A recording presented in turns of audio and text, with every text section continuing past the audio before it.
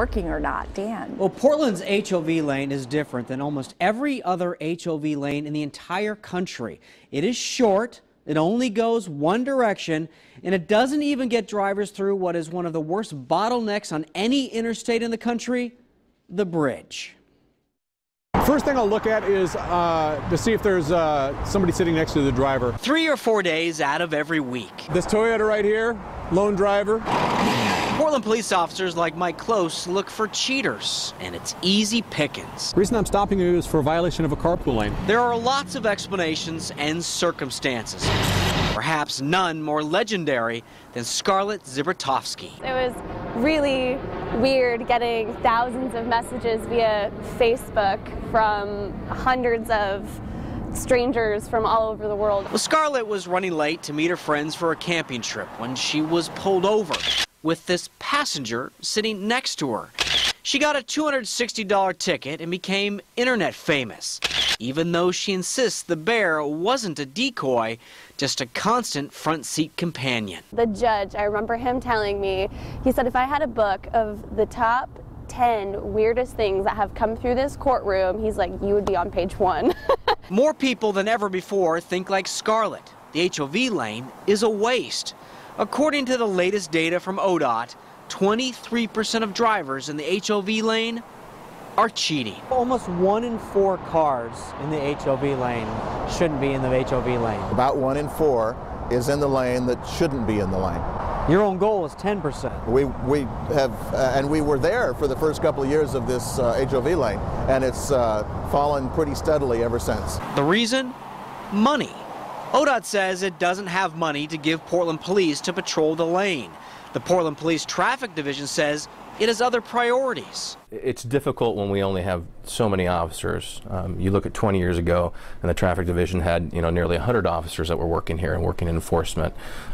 Today we have about 30 officers that are assigned to our Traffic Division. The HOV lane was started in 1998. Data from 2001 shows the HOV lane plus the other 2 lanes combined move nearly 6,000 people per hour.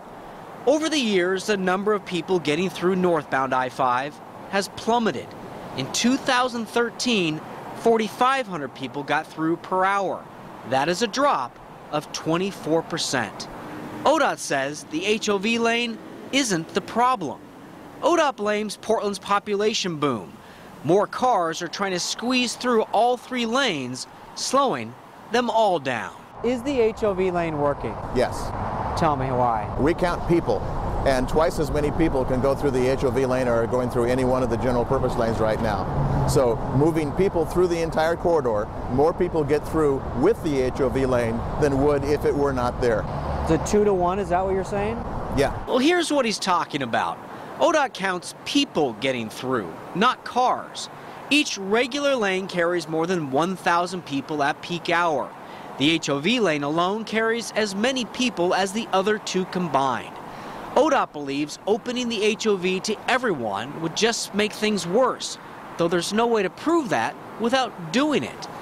You'll remember that Washington State scrapped its southbound HOV lane in Vancouver 10 years ago. Even though it was moving more people overall, unlike Portland's HOV lane, Vancouver's was moving fewer people at the peak of rush hour. The decision to kill the Vancouver lane was made by politicians. The future of Portland's lane is also in the hands of politicians, either at the city or state level, but it doesn't appear to be on anyone's radar. That's whether to make it longer, shorter, or kill it altogether. And that is why now, nearly 17 years after the HOV lane was born, it is still considered a pilot project. It's a political choice. Oh, always. These 3 miles, 3.5 miles, its future is in the hands of the politicians, not ODOT. Never was. But you haven't heard any rumblings. Not to my knowledge. I don't hear anybody talking about it. Yeah, I don't either.